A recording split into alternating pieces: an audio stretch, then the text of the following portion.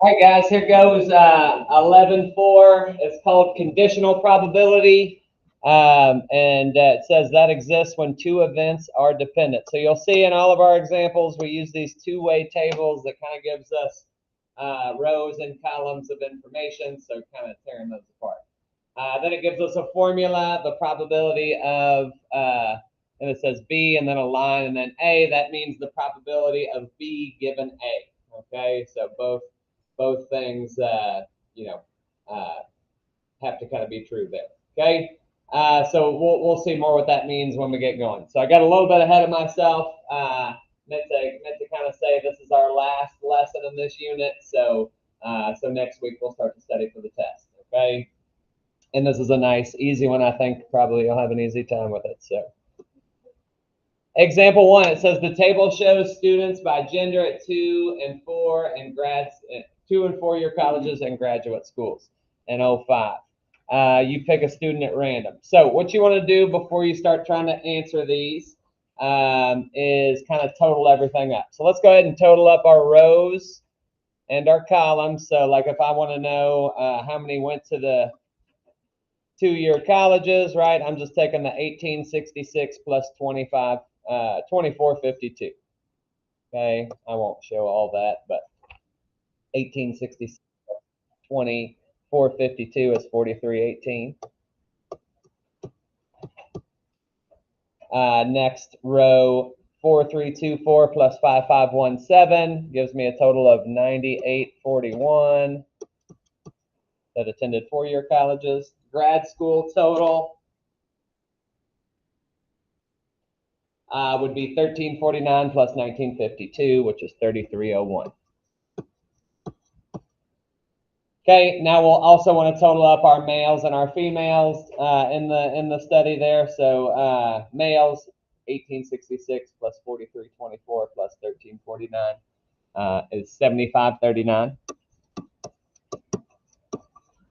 And then the female total, add up all of these three numbers in that column, and we get 9921. Okay, so that totals up all of our rows and columns if we need them. Now, A, what's that mean? That means the probability that we get a female given that student was a grad school student. So if that's not obvious to you, maybe write it out. You shouldn't have to every time, but this means female given that we're looking at grad school. Okay.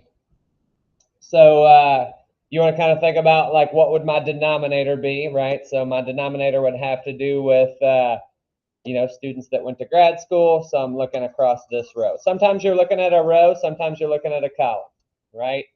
Does anybody know what two numbers I would use, like what over what to do this? Eichenberger?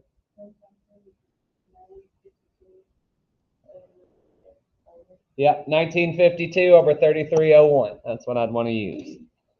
1952 over 3301. And we'll just list our answers here as just to the nearest percent. So 1952 divided by 3301 says 0.591, so we'll call that about 59%.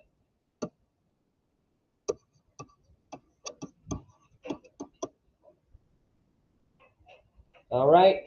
Any questions before we move on? Okay. Meant to erase that highlighter. Let me just move it out of the way. Okay, next we want 4-year college given female. So this time we're looking at a column instead of a row. We're looking at the female column. Okay, so given female, that's all my female information. And within that column, we want to know how many were 4-year colleges, right? So this time our fraction is going to be 5517 over 9921. 5517 over 9921. 5517 over 9921. Go ahead and turn that into a percent. See if we agree. Should be about 55%. Does anybody need, or does anybody have any questions over that one at all? Okay, and then we have finally the probability that a student is male given they went to a 2-year college. So should be looking at the top column there to get the fraction 1866 over 4318. 1866 over 4318.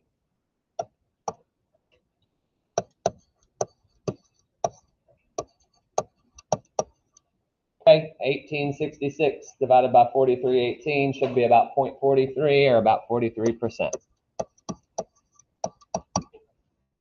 Okay, before we move on, anybody got any questions? All right, so I have looked at the examples in these notes, and I'm not really sure why this probability of independent events is in here. There's not one that's independent. I guess I could just remind you here that you could be talking about independent events, but that would be something else. So that might just be, I don't know. I can't think of a good example off the top. But this is kind of, this note right here is kind of like misleading. So we'll just kind of say, like, you can ignore that for now. All the examples are basically the same. Okay. Let's go ahead and total up the rows and columns and stuff, and then we'll let you guys try a few. Actually, we'll maybe do one because they're not listed in the notation, so maybe we'll work on that. So let's go ahead and get our totals real quick. I'll just give them to you. Looking across the rows, my paper row would be 83 total. My metal row would be 20.8 total. My glass row, 13.6. Plastic row, 30.7. And other row, 68. And then my column totals for recycled, if I add all 5 numbers, I get 79.4. Not recycled, add all 5 numbers, we get 136.7.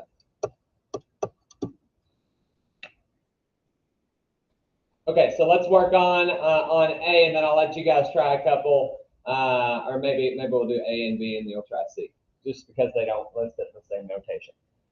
Actually, the words might be easier. But it says, what's the probability that a sample of recycled waste is paper? Okay, so we want, the way we would write that out in that notation is, what's the probability of paper given recycled? Does that make sense? I'm getting that. Okay, paper given recycled. Why don't you go ahead and try to set up your fraction? We'll see if we're in agreement. What over what?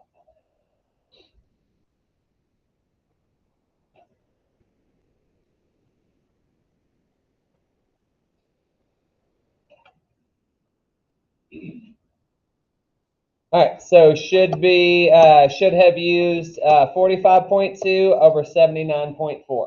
45.2 over 79.4.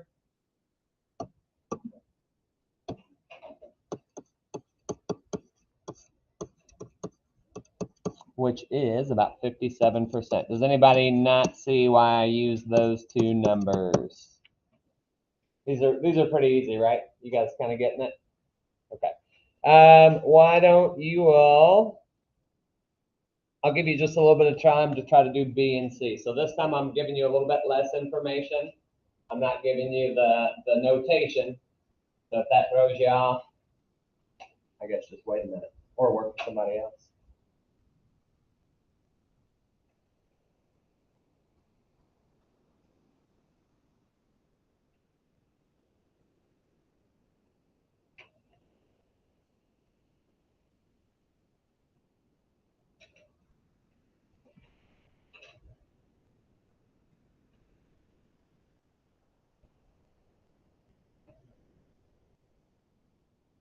All right, about 10, 15 more seconds, then we'll talk about them. If you don't get them both done, that is completely fine.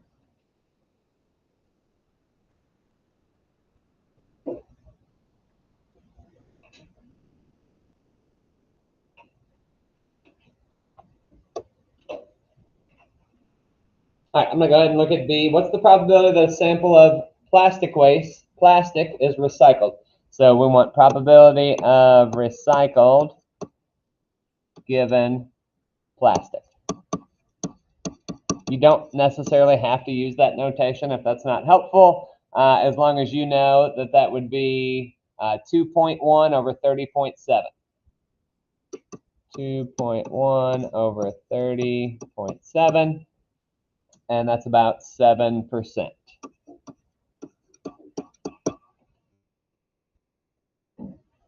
Any questions before we move on to C? Okay, on C, we're looking for what's the probability of glass given. We're looking at not recycled. Glass given they threw it in the trash. All right, so those numbers would be 10.4 over 136.7. 10.4 over 136.7.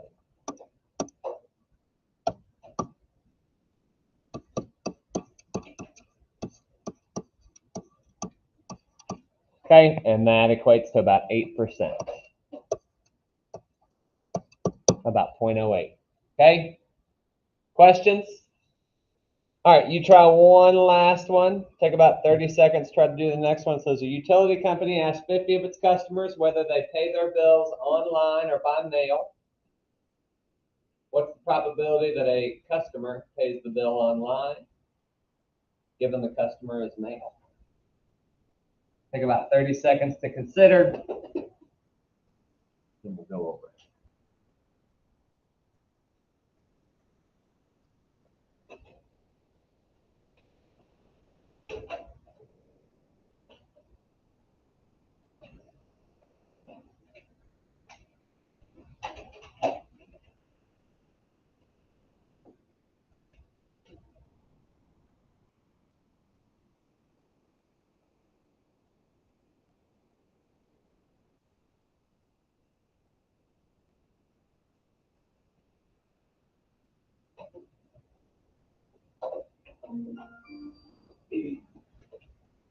All right. So the probability of online, given that we're looking at the males. So we need a total for the males. All right. So of the participants, it looks like 20 were male. Okay. And then we also need a total for online. Okay. So looking at this column to get that, that would be did